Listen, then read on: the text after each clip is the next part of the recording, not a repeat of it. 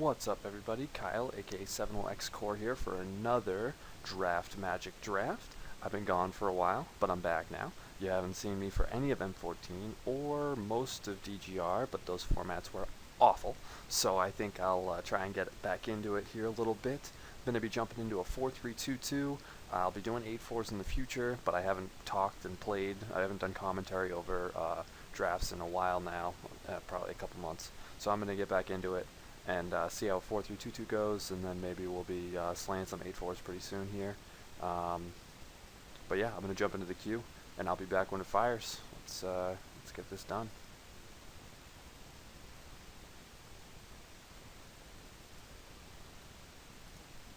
Alright, we're back here. Pop the card window out here. I see a Rageblood Shaman that I'm not going to take because it's a trap. This card, so many things have to go right for this to work. You have to get a lot of the Deathbellow Raiders. Yeah, it's just not great. There's also Ordeal of Perforos, very strong card. Scholar's a pretty strong card. Attrition-y games, it's pretty sweet. Snarecaster, but that's not a first pick. I think here it's either, believe it or not, Rageblood Shaman, Ordeal, or Scholar.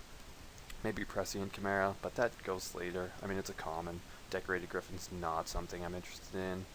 Fate Foretold, kind of important in the white-blue. Not important, but it works in the white-blue heroic. I'm going to take the Ordeal. If I take the Ordeal, would I just rather have the Shaman? No, I'm going to take the Ordeal. Maybe go white-red heroic.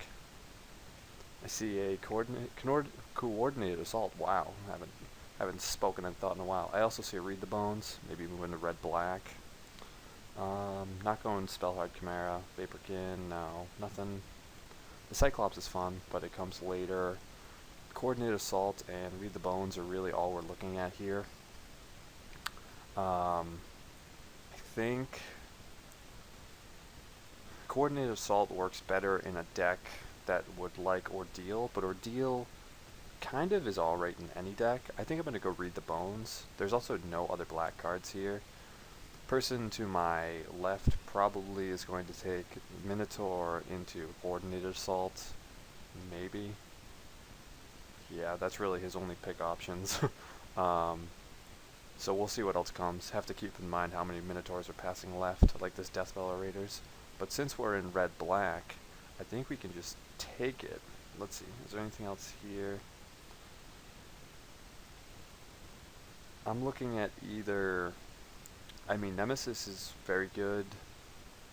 Pretty beefy. Borderland, Deathbellow. Let's see. I think it's either between... I like Burnished Heart too, but I'm not sure how well that's going to go. Strongest card here is probably Nemesis. But taking a red card... I mean, we're not locked into red-black.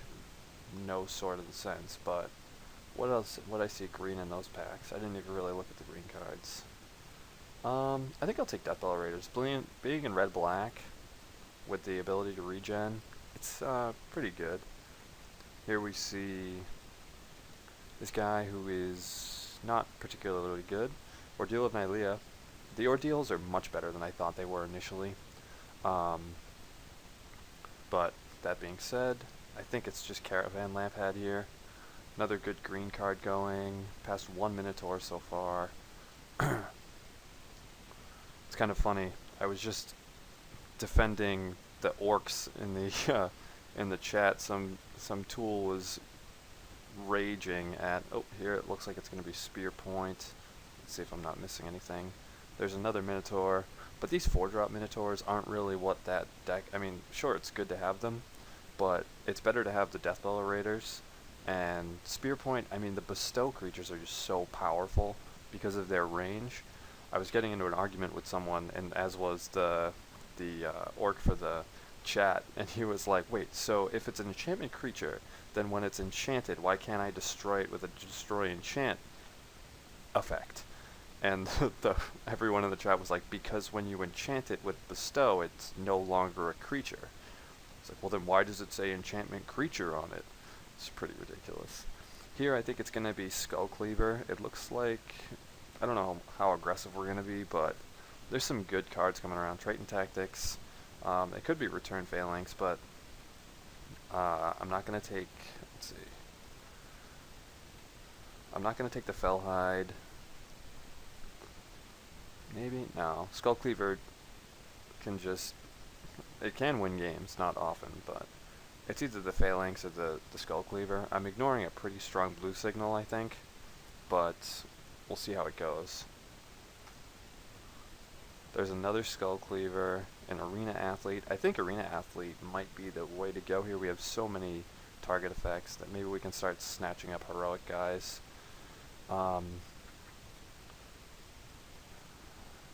Yeah, I mean, we're going to have to give that guy a Skull Cleaver, I guess, but take this. There's a Battle-Wise Valor, pretty late. Viper's Kiss, actually, no. I'm going to take the Athlete. Viper's Kiss, I have seen it do work, though. I forgot when I first was playing this format that it was an enchantment and not just an effect. So I thought it was pretty terrible. That's a pretty late mnemonic wall. But I'm going to take the Dark Betrayal for the board. There's some not very good white cards. I mean, you'll play them if you have to, but some okay blue cards. Keep taking black and red cards, and no black-red cards came back. Not surprised. I can either take Guardians or I'll take the Snarecaster. I think it's probably the strongest card. Maybe a little bit stronger than the Bounty. Here, take the Chimera. Just because I guess Portent is okay. I don't mind getting that. Can force through the last bit of damage. Take a foil land because it's foil. Wouldn't mind playing the Wanderer. That's a late, kind of late chosen. That's kind of, I mean, it's a heroic trigger. Let's hide these white cards. Hide this. Pack 1 went interestingly. Not hiding that. Hiding this. So I've been out of the game for a while. Figured I'd jump back into it. I probably should be cleaning my apartment right now, but the hell with that. Let's play some cards. I'm sure my fiance will be thrilled when she gets home. But that's okay. Having a morning off is fine with me. It's about 10 a.m. here. I've already cleaned enough. Alright, waiting on pack 2 here. This is an okay start. I mean, Anger of the Gods is good. And it's really the only card we want out of this pack. We could take a Burnished Heart, but Anger of the Gods, it is. I mean, there's a Battle-Wise Valor. There's good cards in the pack, but just not for us, I guess. Ooh, Ashen Rider. Fanatic. Okay, so apparently we cut red. Because there's Raiders, Tormented Hero, Fanatic. I wish I could take this. Ah, it's so cool. 8-drop though. 8-drop's not very good in draft. It's either obviously Fanatic, Tormented Hero, or Deathbellow Raiders. I'm thinking, what is the strongest? We're not really gonna, I mean, I think Fanatic, we got a lot of red permanents, so I think Fanatic's gonna be the strongest. Maybe whoever took the Minotaur is gonna snatch up. Okay, maybe we're just, oh, the Emissary though. I think the Emissary is stronger than the Warcaller here. It's a 5-drop. Emissary is actually more like a 6-drop, but Emissary is definitely stronger. We have only 2 Minotaurs, so yeah. I mean, he affects himself, attacks as a 4/3, but yeah. Take the Emissary. If these weren't here, I would take probably the Harpy, and then the Ill-Tempered Cyclops.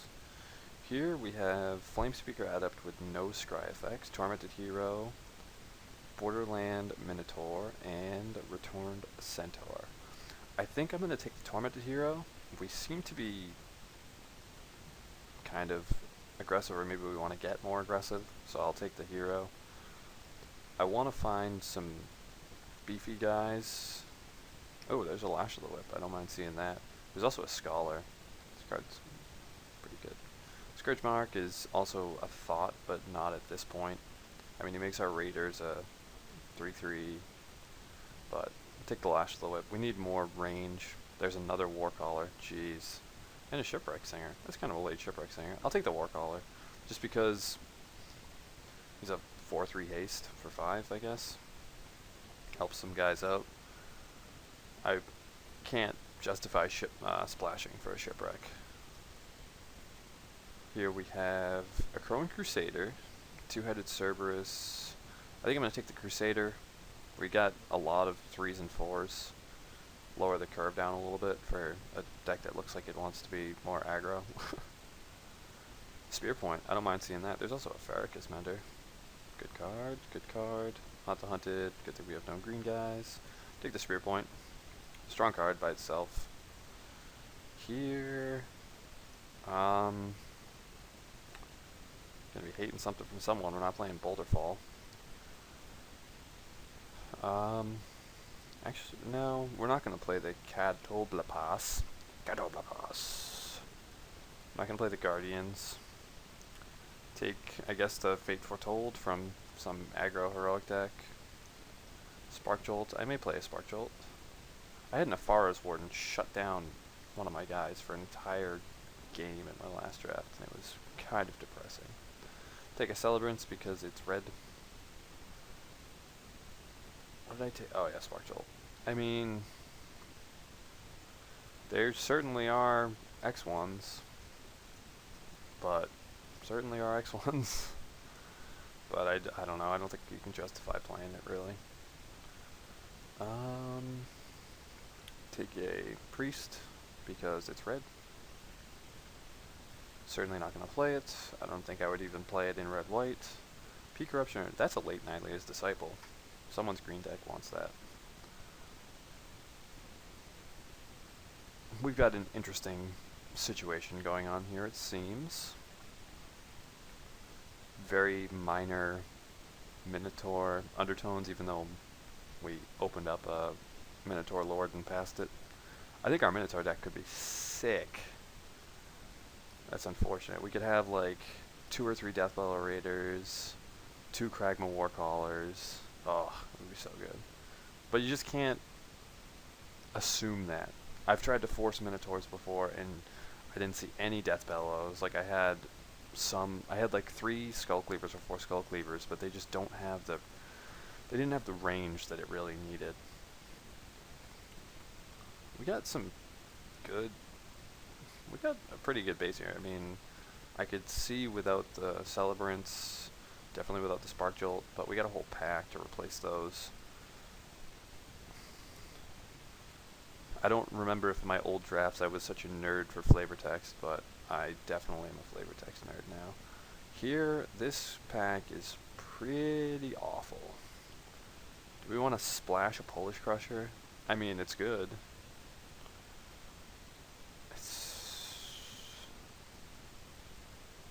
It's either Polish Crusher or Baleful Eidolon.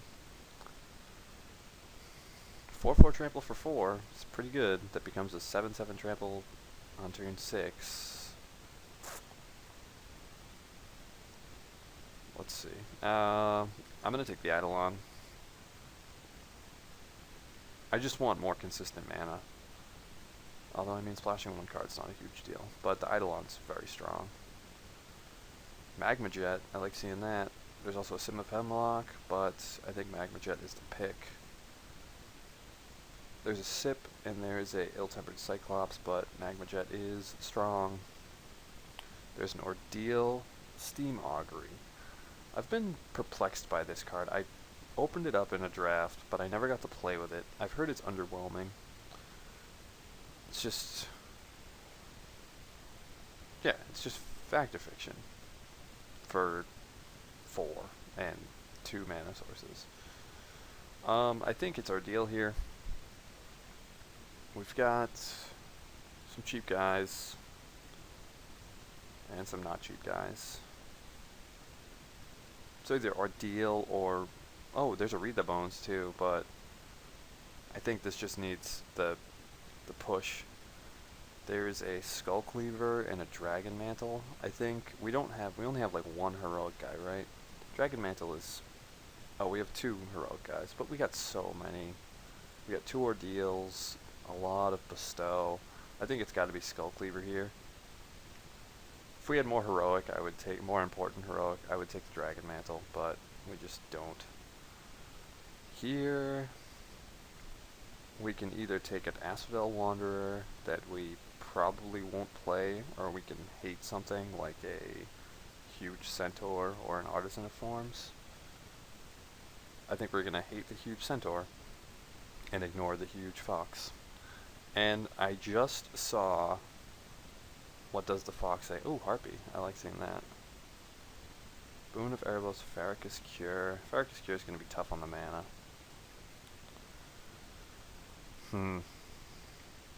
Boon is okay, but only really, like, as well in the heavy... I think it's Farrakis Cure here. It just does things. Could be Rage, but Rage is not particularly good. And we're looking to stay cheap, it looks like. So, there's that. There's another Portent of Betrayal that I'm going to... I'm going to take the Leaf Crown Dryad. I'm not going to play the Portent. Oh, sorry, I bumped my mic there. And the Leaf Crown is strong. Hide this, and hide this. And how does our deck look? Okay, there's a Celebrant, Anvil Rot. I'm going to take this Mnemonic Wall. People don't tend to play Benthic Giant, so I don't worry about hating it, but people will play the wall. Savage Surge is good. Take that. We're going to have a bunch of good green cards on our sideboard. So I just saw that What Does the Fox Say video. I don't know if any of you have seen it or heard the song, but it is hilarious. Oh, Steam Augury came back, but I'm going to take the Rage. I might actually play it, getting it this late. I already have a Steam Augury for my collection, so take the Rage. Cut something like maybe an Asphodel Wanderer. Or a Portent. I'll probably cut the Portent. We're not aggro enough to really abuse the Portent. Take a Boulder Fall and not play it. So this is what our deck looks like. Decent curve. I don't mind that. Fleet Feather Sandals. I've put it in a couple decks, but I've never actually played with it. Our mana is going to be awkward. Not that awkward. I mean, just trying to... There's no way we're going to want to hit Farrakis Cure on turn 2 and then Anger of the Gods on turn 3. So, I mean, it's not that awkward. But, yeah, if you have seen that What Does the Fox Say? If you haven't seen it, watch it. Try and sit through the whole thing. It's very painful. It's like a comedy duo from, like, oh, I hate to say the wrong country, but it's like Sweden or Norway, one of those, like, Norse countries. And let's build our deck real quick, and then we'll continue to chat here. Warcaller, Crusader, no Priest, no Spark Jolt, Ordeal, Arena Athlete, Raiders, Magma Jet, Skull Cleaver, Skull Cleaver.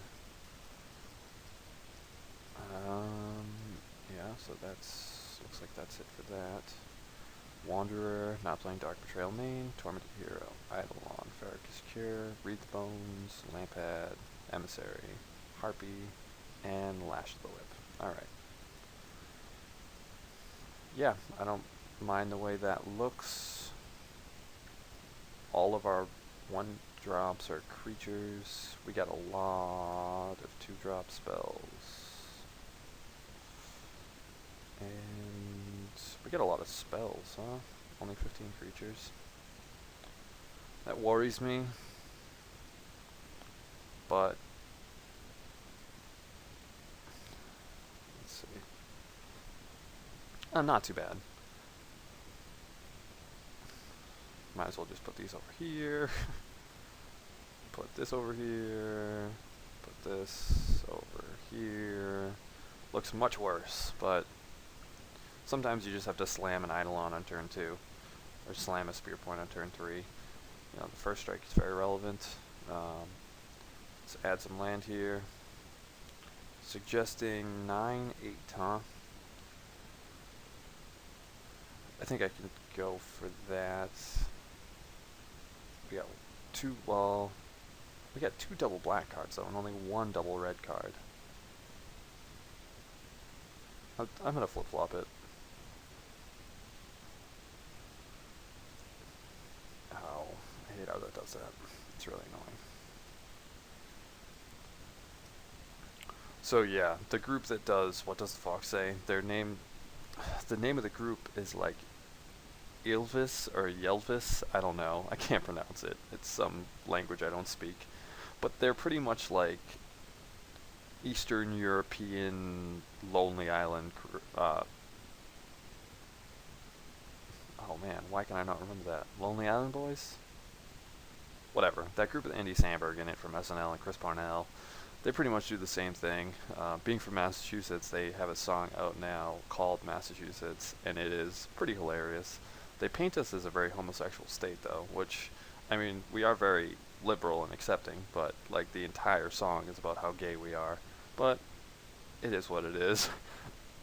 We'll see what they can come up with next. But we're going to submit this and see if we can't smash some faces with our quasi-aggro minor league Minotaur black-red deck with no lightning strikes. I just realized that. We have no... Oh, well, we have Lash the Living Rage, so we do have a little bit of range. We have Anger the Gods. I mean, this is not a bad deck. I'm not worried about it. Our Minotaur deck could be better if we started taking them earlier and kind of ignored other things, but we'll see how it goes. We have a turn 1 and a turn 2 cards that could be regenerated, so maybe if we have to go a little bit long / mid-range, we can get it done. But yeah, we're going to submit this, and we will see you in round number 1.